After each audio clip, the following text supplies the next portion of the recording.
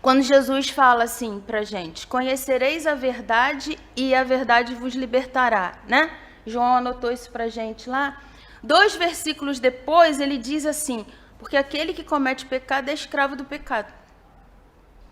Se é escravo do pecado, por que é escravo do pecado? Primeiro do vício e depois da consequência.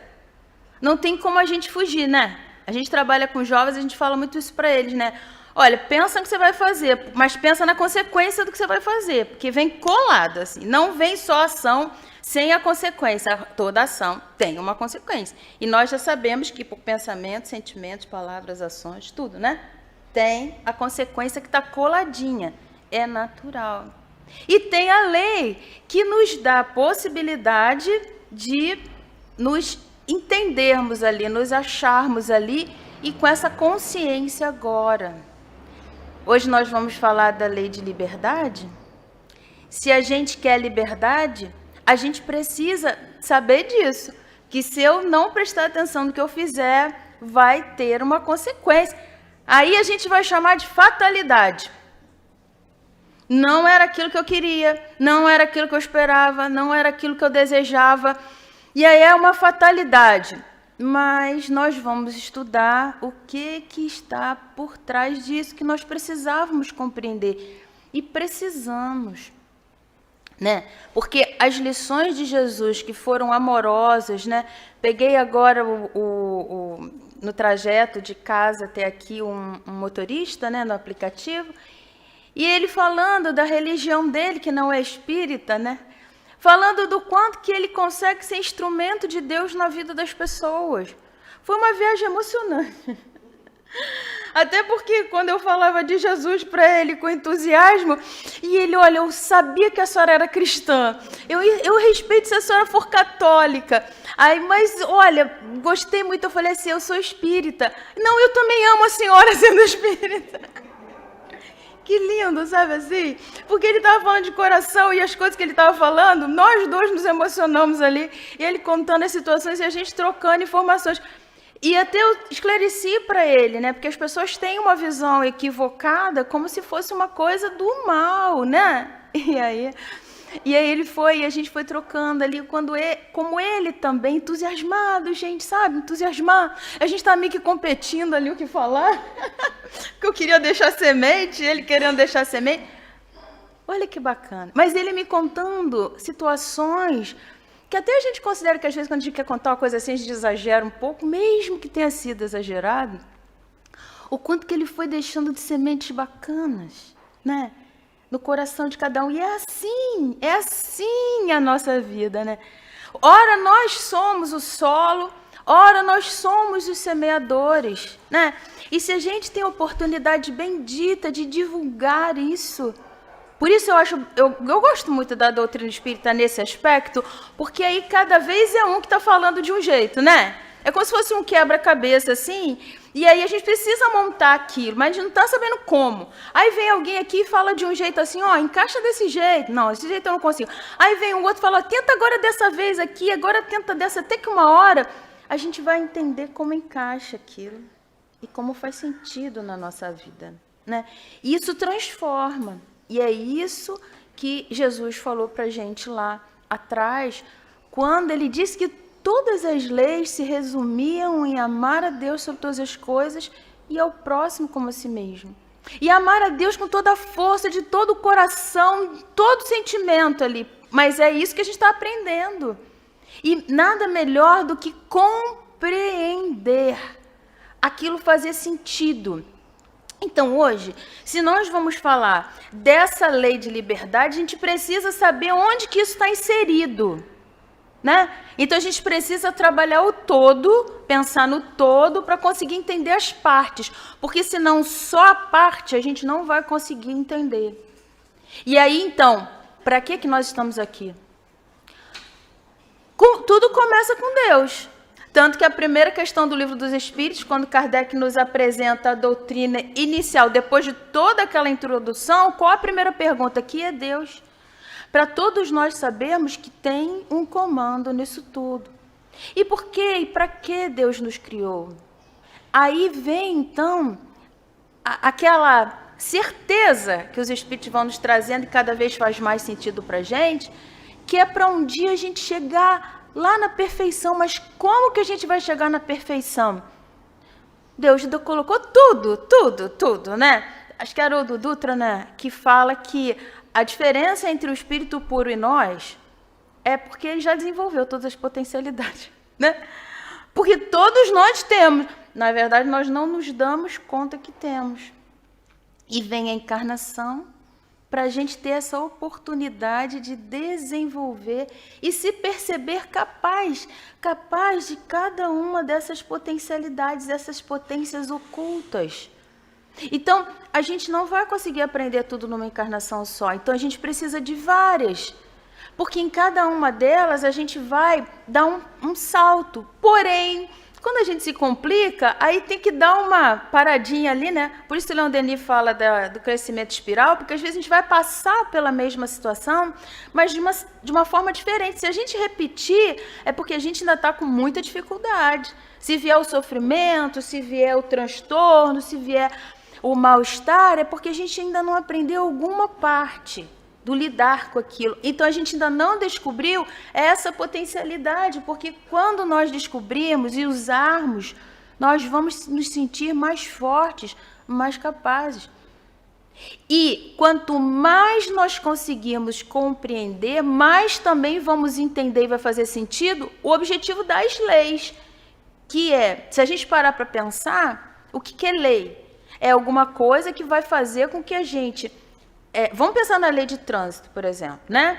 Vai harmonizar, vai equilibrar, vai fazer com que a gente chegue ao objetivo. Então, a lei de trânsito, se eu sair daqui e seguir direitinho as leis de trânsito, salvo um problema no carro, uma situação assim, eu vou chegar em casa com segurança. Se todo mundo fizer isso, não vai ter problema. Mas, quando o sinal não está funcionando, quando acaba a luz, todo mundo é tão gentil quanto o sinal dizendo pare.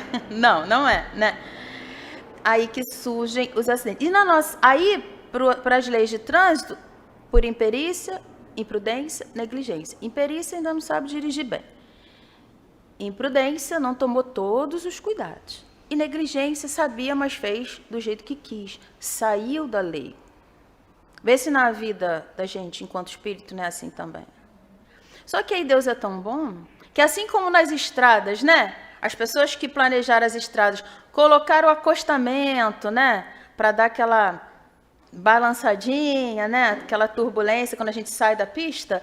Ou agora tem o olhinho de gato, né? Também quando a gente sai para cá, dá aquela... A dor faz isso com a gente. Mostra que não está sendo aquele caminho, né? Ah, mas aí eu estou presa à lei. Aí a gente muda a visão agora, olha só. Eu não estou preso à lei. A lei é para me ajudar a ficar livre. Porque se eu não seguir a lei, o que vai acontecer? Eu vou me complicar, vai ter consequência ruim. Então, na verdade, a lei é libertadora. Quem fala muito isso para a gente é Leon Denis. Lá no Problema do Ser, quando ele diz para a gente sobre livre-arbítrio, eu até estava falando para a nossa companheira aqui no carro, na vinda para cá, veio a intuição, graças a Deus eu tinha ali, que eu não trouxe o livro. Mas olha só que ele fala para a gente, ó, que o ser só está verdadeiramente maduro para a liberdade no dia em que as leis universais exteriores a ele se tornam interiores e conscientes. Então, eu já sei das leis, mas elas não estão dentro de mim, não. Sabe por quê? Eu continuo fazendo o que não devia. Eu pego o atalho, eu faço o que não devia e tal. Então, eu não estou nem consciente. Então, eu também não estou me dando conta que a consequência vem coladinha. Mas quando vem a consequência, eu reclamo. Aí ele diz assim, pelo próprio fato da sua evolução. No dia em que ele absorve a lei e faz dela regra das suas ações, atinge o ponto moral em que o homem se possui, se domina e se governa. Porque enquanto eu estiver viciado, enquanto eu estiver ali no caminho errado, parece que é aquilo que me domina. Então, por exemplo, se eu gosto muito de chocolate, eu posso estar muito bem conversando com você e alguém aparece ali com chocolate. Pronto, já dispersei, já estou pensando no chocolate. Né? Se eu gosto muito, por exemplo, de qualquer outra situação, tanto que quando as pessoas, nos alcoólicos anônimos, né, narcóticos anônimos, todas essas pessoas, a dificuldade dela é lidar no meio em que elas estavam com aquilo ali, convivendo, porque é difícil resistir. Às vezes a pessoa está num propósito, mas aí aquilo ali está tão pertinho. Da mesma forma, as nossas más tendências. Então parece que eu não me governo, porque parece que aquilo foi mais forte do que eu. E aí então vem a tal da potência chamada vontade, que é o esforço que a gente vai fazer para não se comprometer. E aí ele diz então, desde então, quando ele consegue se controlar, se governar, não mais necessita do constrangimento ou da autoridade social para se dirigir. Não precisa o outro dizer não pode fazer isso, senão você vai ser multado, vai ter que pagar. Não. E aí, mais adiante ele diz que o homem é artesão da sua libertação e só atinge o estado de liberdade completa pela cultura íntima e valorização das suas potencialidades ocultas. Então as potencialidades ocultas estão aí. Isso que a doutrina espírita nos ajuda a despertar. Jesus ajudou pelo sentimento. Dizendo ao outro, na época de Moisés era assim, não pode isso, não pode aquilo outro, né? E hoje a gente tem a possibilidade de estudar as leis. E quando Kardec separou lá, né, lei de adoração, de trabalho, de reprodução, de conservação, destruição, todas as leis lá, libertação, liberdade, progresso e tal. E a última, amor, justiça e caridade, os espíritos disseram, pode, divide sim, didaticamente vai dar para entender. Porém, a mais importante, justiça, amor e caridade, por que estão juntos? Porque não existe nada que... Essas daqui não funcionam se não tiver amor, justiça e caridade, uma não funciona sem a outra. E é isso que faz com que a gente evite e se previna contra consequências desagradáveis, que é essa consequência ruim. Se eu estiver dentro das leis, eu vou me libertar do sofrimento. E eu vou me sentir mais forte e mais capaz de trabalhar em nome de Deus, em nome do todo. Mas isso tudo requer prestar atenção.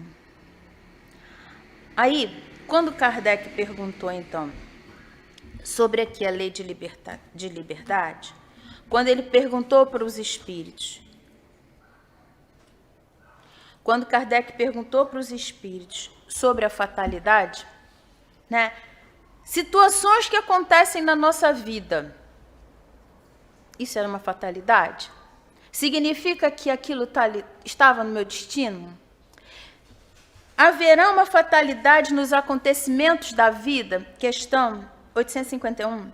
Conforme o sentido dado a essa palavra, isto é, todos os acontecimentos achar-se-ão fixados antecipadamente? E nesse caso, o que vem a ser livre-arbítrio? Ora, se tem os acontecimentos previstos, então onde está o livre-arbítrio? Eu estou escolhendo alguma coisa? Eu tenho essa oportunidade de escolher? Ou já está tudo previsto e vai ser tudo daquele jeito? Como muitas pessoas dizem, né? Mas isso estava previsto. Mas como assim? Estava previsto eu machucar o meu irmão?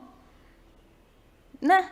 Estava previsto eu causar um mal para as pessoas? Estava previsto eu me largar, por exemplo? Não, mas é porque eu estou passando por essa dificuldade e aí os outros têm que entender. Previsto isso? Nós todos já entendemos, né, que não.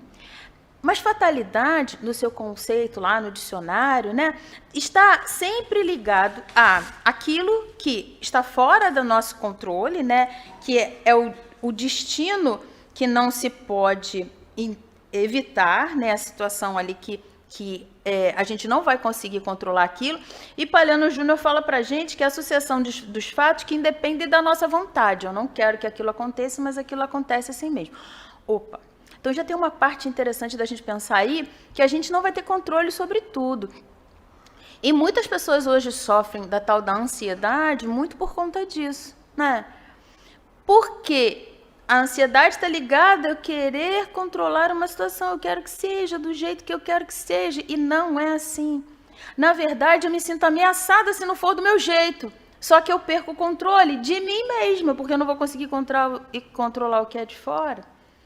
Mas, por exemplo, né, nós já sabemos que vai ter um dia, todos nós, um dia vamos ter que desencarnar, né, gente? Mas a gente, assim, encarnado não tem consciência, não lembra de como vai ser o futuro, depois do desencarne. Graças a Deus, os espíritos vieram nos ajudar, dando uma noção. Leia o livro Céu e Inferno para ter uma noçãozinha das possibilidades, né? De como vai ser o mundo espiritual, de acordo com as nossas ações. Não só o mundo espiritual, como às vezes até a nossa solicitação para o próximo reencarne. E que vai nos ajudar a entender o que estamos passando nessa. Bom, mas então onde é que está lá? Tudo o que acontece na nossa vida está previsto? Aí olha só a resposta que os espíritos começam a dar para Kardec. Eles começam a dizer assim: a fatalidade existe apenas pela escolha que o espírito fez ao reencarnar de experimentar esta ou aquela prova. Opa! Então, peraí, tem escolha, né? Olha lá, de novo, existe apenas pela escolha que o espírito fez ao reencarnar de experimentar esta ou aquela prova. E a gente, quando vai ver lá na escolha das provas, a gente vai entender, vai conseguir saber que os espíritos estão me dizendo que tem um propósito a escolha das provas, não é aleatório. Vai lá, filhinha, reencarne, vê o que vai acontecer, você vai aprender. Não! Tem um planejamento. E esse planejamento inclui que a nossa necessidade de crescimento, inclui aquilo que a gente precisa se ajustar com a lei. E não é se ajustar porque eu estou pagando, porque eu estou sendo castigado. Não, é para eu aprender a seguir a lei ali, ó, que é uma lei de amor, que é uma lei do bem, que é uma lei que nos traz paz. Não, mas eu estou pensando muito na vida material, eu quero que seja do meu jeito. Então, aí olha o que os espíritos falam, lá na questão na 258, na 259, que o próprio espírito escolhe o gênero de provas. Ele só não vai escolher, 262A, se não me engano, né? Que ele só não vai escolher se ele tiver por inferioridade ou má vontade. Ele é muito ainda simples, muito ignorante para escolher, e aí não vai ter. Assim mesmo, Deus às vezes permite, né? O cara que quer vir na encarnação e não quer fazer nada, né? Eu vim aqui a passeio. Não, Deus até vai permitir, mas ele vai sofrer as consequências daquilo, né? Quando a gente estuda lá, se for útil, né? Se tiver chance dele aprender, perdão. Senão ele não vai conseguir essa autorização. Ainda assim, as provas que aquela pessoa vai passar vai fazer com que elas cresçam. Tudo é aproveitado, né?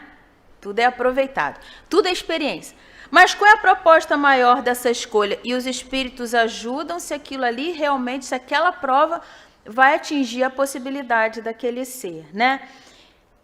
De acordo com a natureza das faltas e que leve à expiação. Então, está ligado às faltas anteriores e para progredir mais depressa. Então, essa prova precisa ser útil. Bom, às vezes a pessoa pede, por quê? Chega lá no plano espiritual, o processo é assim, né? A gente mergulha na carne, experiencia, esquece que é espírito. Embora, graças a Deus, Deus permita que todas as noites a gente durma, dê uma morridinha, vá ao plano espiritual todos os dias, para lembrar, né? Que somos espíritos, para nós lembrarmos que somos espíritos, para nós lembrarmos que tem um propósito nessa vida e para recarregar as forças. Isso se a gente for procurar um encontro bom durante a noite. Mas aí, vamos lá. Tem um caso do Alberto Nogueira. Não sei se vocês já ouviram falar, já devem ter ouvido falar, chamado O Compromisso, está no livro Estante da Vida. O Alberto Nogueira, ele se deu conta no plano espiritual, depois que ele desencarnou, que ele fez aquela revisãozinha que os espíritos vão dizer que é natural na nossa consciência, que até no momento da morte muitas vezes a gente vai fazer aquela revisão, né? Ele se deu conta de que ele se complicou muito na vida, né?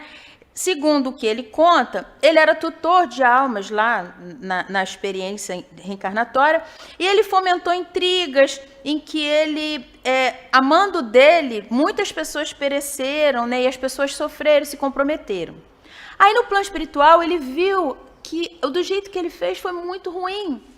E ele viu que ele precisava, na cabeça dele, provavelmente ser punido. Olha, gente, o que ele pediu. Ele pede ao benfeitor espiritual. Estava lá no registro dele. Ele queria lepra, feridas, abandono, extrema penúria, cegueira, loucura, cérebro incapaz ou retardado, calvários morais, mais detestados tormentos físicos, humilhações, aflições e anular nele qualquer possibilidade de reação. Pediu um pouquinho, né? Ele achou que ele ia ser capaz de fazer isso, mas como Deus é bom, e nós não fazemos esse planejamento sozinho por causa mesmo da nossa imaturidade.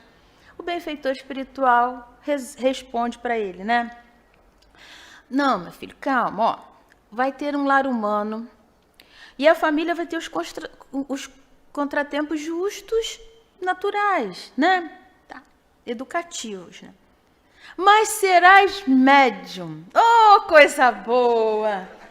Estamos na casa certa, falando certo, né?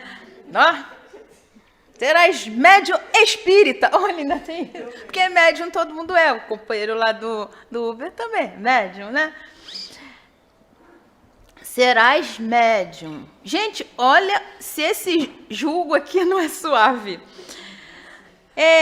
Trabalharás 8 horas de serviço semanais. Para o emprego, né, comum, 8 horas diárias. Esse aqui, 8 horas semanais. De serviço gratuito por semana, consolando e instruindo as pessoas, né? E vai ser instruído pelos bons espíritos, vai ser assistido pelos bons espíritos, não vai estar sozinho dos 30 aos 60 anos. Olha, quando a gente lê André Luiz e que ele fala dos mensageiros, né? Uma vez uma companheira chamou atenção muito interessante para isso, né? Que lá, todos os companheiros que André Luiz relata, né? Eles vinham com uma mediunidade, um tipo de mediunidade que tinha a ver com as suas potencialidades, com que ele poderia crescer e desenvolver, e ele seria convidado por alguém para a casa espírita, né? De alguma forma ele ia ser atraído para aquilo ali, ele ia receber, pessoas iam dar sustentação para ele conseguir fazer o trabalho. Às vezes a gente tem os empecilhos para vir na casa espírita, né? Ah, na hora que eu estou indo para lá, acontece um problema, aquilo outro. Sim, são as nossas provas para a gente ver se realmente está disposto a ir, né? Vai vencendo os empecilhos. Tem aquelas pessoas que vão reclamar, mas já vai levar a cama para o centro, né? Assim, só falta isso. Todo mundo já ouviu, já fizeram algum comentário. Não sei o que você faz tanto naquele centro, né? Assim, né? Exatamente, um monte de cabeça que balança. É isso, né? Mas é porque as pessoas não estão enxergando aquilo que a gente está enxergando, gente. Então a gente tem que considerar que da forma... A gente pode ficar aborrecido com isso. Porque do lado que elas estão vendo, elas só estão enxergando isso. Nós é que não podemos entrar nessa, né? Aí às vezes a gente se deixa levar. Tem uma companheira, que eu já soube de uma situação, de uma companheira que fazia um trabalho mediúnico. Olha que coisa interessante, gente. Como é uma casca de banana mesmo, né? Ela fazia parte do grupo mediúnico da casa, atendimento aos espíritos e tal. E aí, num determinado dia, quando ela estava indo para o trabalho, o marido chegou com um pão doce. Gente, isso é real, tá? Ó, um pão doce. E aí, ela pensou, poxa, eu geralmente vou para casa espírita, mas nesse horário de tarde, né? Poxa, eu nunca fiquei para tomar um café com a minha família, um ambiente agradável. Agora meu esposo trouxe um pão doce e ela foi comer o pão doce naquele dia. Não foi para casa espírita, não foi para o trabalho. Mas na semana seguinte, ela teve a mesma sensação. Não, eu vou ficar mais um pouquinho. Saiu do trabalho. Olha só. é um caso a se pensar, porque às vezes a gente, por outros motivos, a gente também faz esse movimento e se afasta do trabalho e não se dá conta que nessa hora, aqueles que estão vendo o nosso crescimento não desejam mais. Então, é muito importante a gente se dar conta nisso. Esse companheiro aqui, o Alberto Nogueira, olha o que aconteceu. Ele aos poucos foi abandonando, ele queria muito todas aquelas dores, e por aquelas dores ele ia sofrer a beça e ia conseguir. Mas sabe o que ele fez? Olha lá, ele acabou, foi deixando, foi se tornando impontual, não chegava mais na hora do trabalho, às vezes recusava, aparecia raramente.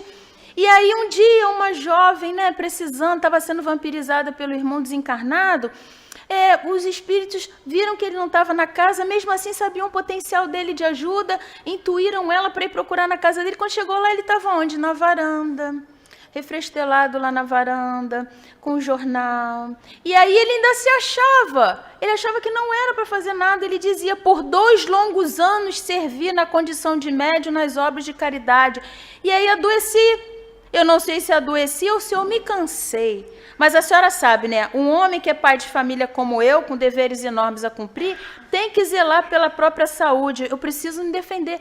Olha, então aquela pessoa que no plano espiritual, né? Aquele espírito que no plano espiritual viu quanto tinha se complicado, né? Complicado a vida das pessoas e pediu oportunidade para escrever diferente e apagar o passado, se deixou levar pela preguiça, pela acomodação. Aí, quando surge uma situação na nossa encarnação que nos parece uma fatalidade, a gente vai precisar entender em que momento lá atrás a gente escolheu alguma coisa que gerou aquela consequência ou aquela possibilidade para a gente crescer. Que aí, encarnado, a gente não lembrando, vai parecer que aquilo não é legal para a gente. Por isso a gente chama de fatalidade as coisas ruins, né? A gente não chama de fatalidade uma coisa boa, por exemplo, um dia eu vou ser um espírito puro, eu vou dirigir um planeta, né? Todo mundo sabe que vai dirigir um planeta, né? Um dia nós vamos, gente. Jesus não dirige um planeta e não falou que a gente, né? Que ele é o caminho. Então, a gente escolhe as provas sabendo que por que arrastamentos vão passar. Está lá na questão 258, 259... aqui arrastamentos, o gênero de luta, a natureza das vicissitudes, mas os espíritos então vão dizer nesse estudo sobre fatalidade, né, que tem aquilo que realmente, vamos lá, olha o que ele falou, a fatalidade existe apenas pela escolha que o espírito fez ao reencarnar de experimentar esta ou aquela prova. Então a minha prova parece uma fatalidade, mas foi uma escolha feita junto aos benfeitores para que eu pudesse crescer. Mas se eu estou encontrando dificuldade, é porque eu ainda não descobri, eu ainda não aprendi, por isso eu sofro. E cada um de nós aqui tem um sofrimento. Nunca a gente deve desconsiderar o outro e dizer assim, se eu estivesse no lugar do outro, não, aquilo ali está doendo. É porque ele ainda não sabe como fazer, está sendo um tormento. O máximo, o mínimo que a gente pode fazer é ajudar o outro a descobrir como lidar com aquilo. Mas olha lá o que ele diz então para a gente, ó. A própria consequência da posição que se acha colocado, e ele está falando que parece uma espécie de destino para as provas físicas. Porque agora vem a parte importante, ó.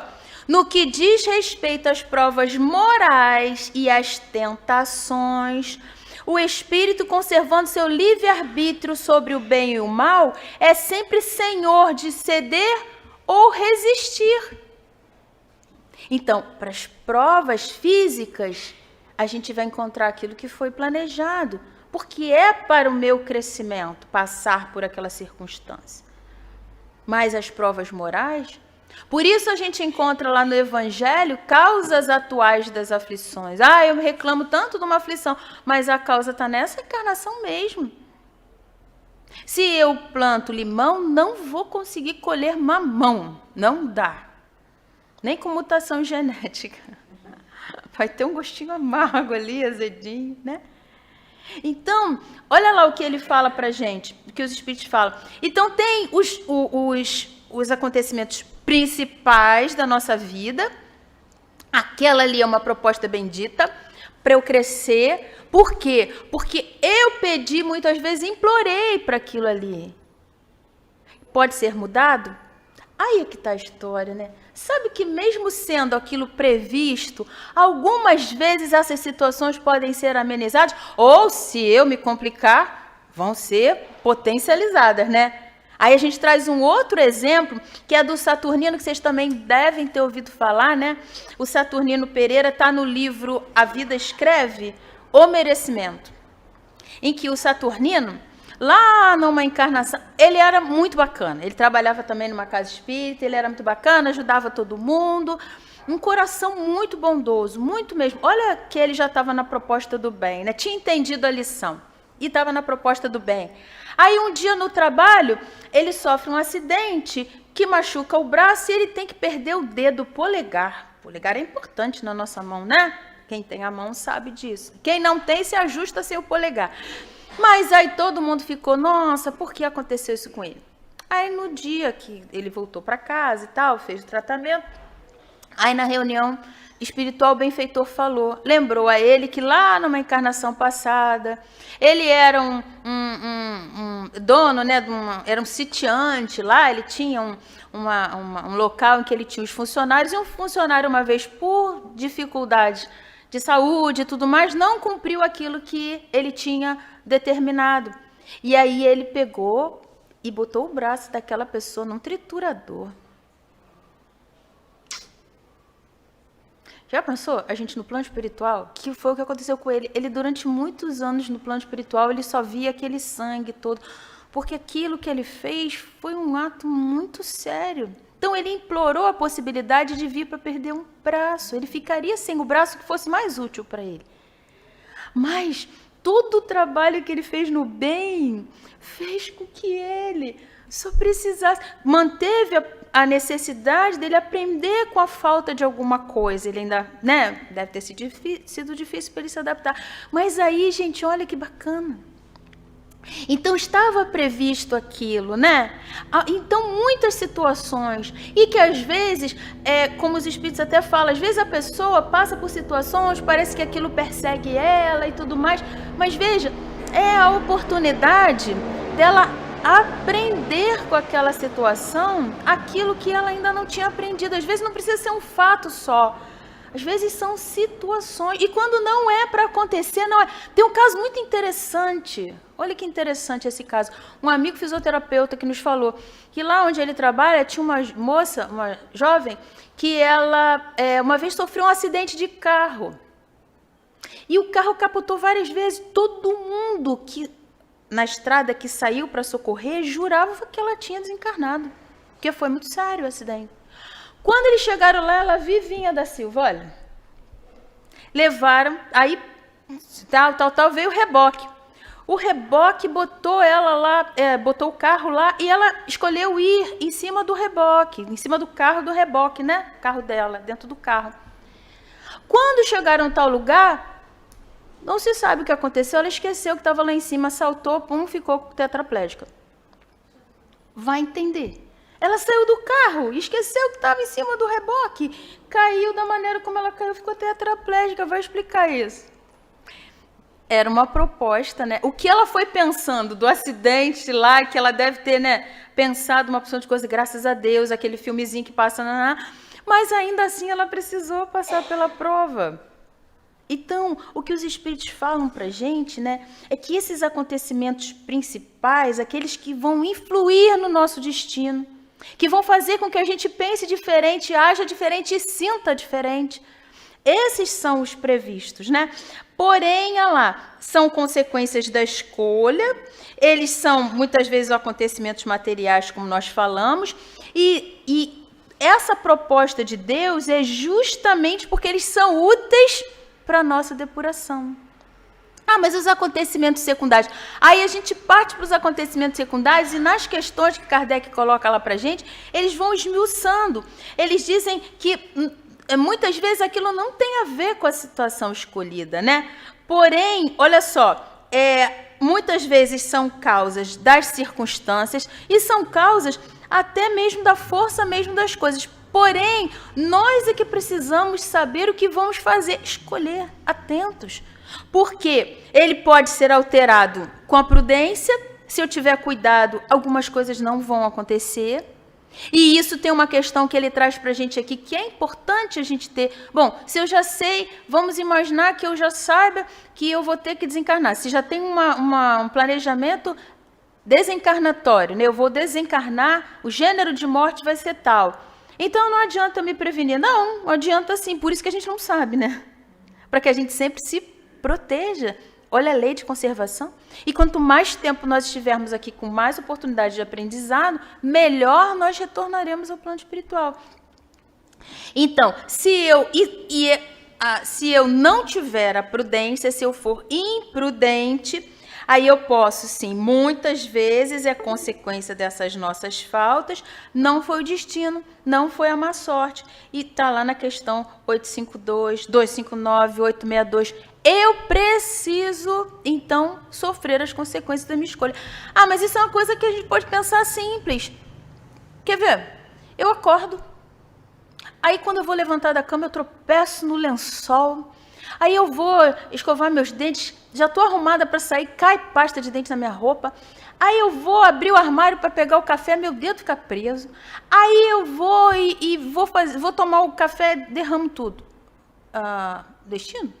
Tinha que acontecer aquilo tudo? Não, né? Ô filhinha, estava prestando atenção quando você levantou e viu que seu pé estava ali? Quando você teve o cuidado? Então, nas coisas simples da nossa vida, a gente precisa ter esse cuidado. Nas escolhas mais sérias da nossa vida, como nós falamos ainda há pouco, a bênção de uma casa de amor. Gente, aqui a gente sabe que os benfeitores estão o tempo todo potencializando essas nossas potências ocultas, as nossas possibilidades, para quê? Para que a gente faça parte desse todo. Ah, mas aí tem o momento e tem o gênero de morte. Esse sim. Aí dizem os espíritos aqui que a fatalidade verdadeiramente só existe ao momento em que deveis aparecer e desaparecer desse mundo. Mas por quê? Porque foi o tempo previsto, sabe, toda aquela organização, até o nosso corpo físico mesmo, vem com a quantidade fluídica necessária, vem com as habilidades, para a gente cumprir aquilo. Da mesma forma, o cenário em que a gente vive, quando a gente interrompe, como é o caso do suicídio, se eu interrompo, eu perco essa oportunidade e até fazer tudo de novo é complicado. Porque dá trabalho. Né? E geralmente eu venho em condições um pouco mais difíceis, para aquilo ficar bem presto, já que eu abri mão daquele aprendizado anterior. Então, escolha eu tenho, o tempo todo eu tenho escolha, faz parte da lei. Agora, quando eu sei, que é o que a gente tem aqui, né, sobre o conhecimento do futuro, quando eu consigo conhecer o futuro, quando eu sei de alguma coisa, aí eu tenho que ter muito cuidado, porque eu posso me acomodar naquilo, né? E aí, já que eu sei que aquilo vai acontecer, eu acabo funcionando como se aquilo ali já fosse acontecer mesmo. Quando Kardec perguntou se é útil que o futuro esteja oculto, e os espíritos disseram que por alguns, muitas vezes, Deus permite a sua... Por que alguns, às vezes, Deus permite a revelação? É quando esse conhecimento prévio deve facilitar a realização de uma coisa em vez de entravá-la, obrigando a agir diferentemente do que faria antes. Mas ele até tinha perguntado, com que objetivo isso ficou oculto? E os espíritos disseram, se o homem conhecesse, ia negligenciar o presente. Então, eles estão dizendo isso para a gente, é bom a gente pensar. Nisso tudo, meus amigos, nós estamos trabalhando com o efeito surpresa, né? Quando uma pessoa, por exemplo, se enfraquece, entra num processo de ansiedade, de baixa autoestima, de depressão, muitas vezes ela não acredita que ela é capaz de lidar com aquela situação. E os espíritos o tempo todo estão dizendo para a gente, né? Quando Jesus falou assim, vós sois deuses, podeis fazer o que eu faço muito mais. Ele está dizendo para a gente que a gente nem tem noção da força que a gente tem. Mas como eu vou saber se eu tenho força? Se eu botar em ação. Se eu colocar em ação, eu vou ver que eu sou capaz, né? Mas se eu digo assim, Cláudia, faz um arroz. Eu não sei fazer arroz, acho que meu arroz vai virar canja, ou vai virar papa, vai ser purê de arroz. Mas tenta. Ah, não, ó, viu? Você botou água demais, deixou muito tempo no cozimento, ficou salgado demais. E cada experiência eu vou aprimorando. Essas são as nossas encarnações. E até pela própria consequência, se eu estiver atento, né? Se eu estiver atenta ao que eu estou fazendo, assim como o arroz, parece uma simplicidade de exemplo, mas se eu não prestar atenção, eu vou repetir, e eu já sei que vai sair daquele jeito, porque eu já vi que daquele jeito é assim que acontece. E para a gente finalizar, quando Kardec lembra a gente, né, que faz parte da lei, por isso ele colocou lá, é uma lei. E se é uma lei, gente, é para a harmonia geral. Lembrando que não é só para minha lei. A lei está também para todos. Então, aquilo que a gente falou lá da última lei sendo lei de amor, justiça e caridade, na verdade está tudo encaixadinho. Né? Então, tudo que eu fizer é como se eu estivesse assim numa piscina, né? E aí está a água paradinha. Se eu me mexer, vai mexer com todo mundo. Né? Aquela aguinha vai mexer com todo mundo. Então, tudo que eu fizer, e a proposta de Deus é que a gente aprenda essa lei maior, seja diante de uma situação que aparentemente foi imposta, mas que a gente não entendeu, mas a gente agora já sabe que faz parte desse planejamento, e seja numa outra situação em que eu estou escolhendo agora. Por isso, o estudo, por isso, o trabalho, por isso a importância da gente dar valor. Então, que possamos aproveitar bastante o estudo, esses momentos preciosos, que ao sair daqui, alguma coisa a gente vai prestar atenção, que a gente não tinha prestado antes. E ainda tem a ajuda dos benfeitores, porque aqui no finalzinho dessa primeira questão ele fala isso, não estamos sozinhos. Então, que Jesus nos abençoe, que esses benfeitores continuem, né? E eles vão continuar nos ajudando e que a gente aprenda o quanto antes. Muita paz para todos.